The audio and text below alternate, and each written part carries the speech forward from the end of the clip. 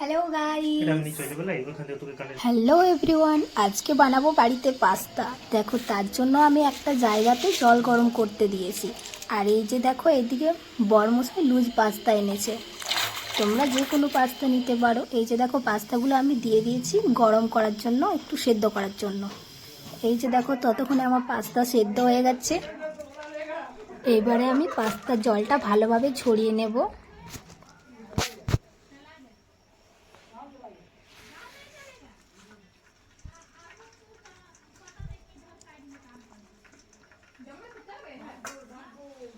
এই যে এইদিকে দেখো, কড়াই বসিয়ে দিয়েছি, তেল দিয়ে একটা ডিম ভেজে নেব।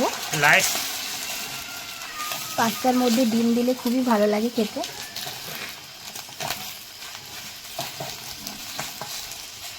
ডিম ভাজা হয়ে গেছে। এই যে দেখো, কড়াই বসিয়ে দিয়েছি তেল দিয়ে পাস্তা ভাজার জন্য। এবারে পাস্তাগুলো তেলের মধ্যে দিয়ে দেবো, তারপর একটু নাড়াচাড়া করবো। তারপর পাস্তা মশলা দিয়ে পাস্তাটাকে ভালোভাবে ভেজে নেব।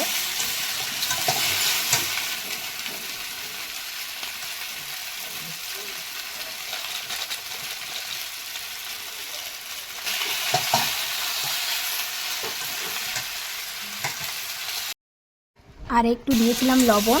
এই যে দেখো, লবণ দিয়ে বেশ ঠিকভাবে নাড়াচাড়া করে দেখো পাস্তাটাকে একটু ভাজা ভাজা করে নিয়েছি। তারপরে ওর মধ্যে দিয়ে দিলাম সে ভেজে রাখা ডিমটা।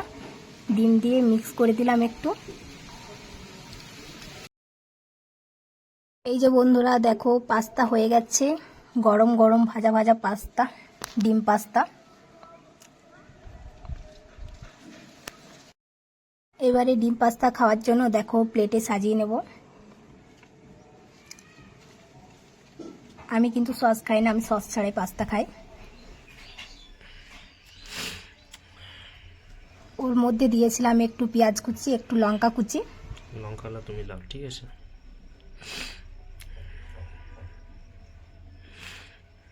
বন্ধুরা, ভিডিওটা ভালো লাগলে একটু লাইক কমেন্ট শেয়ার করে দিও।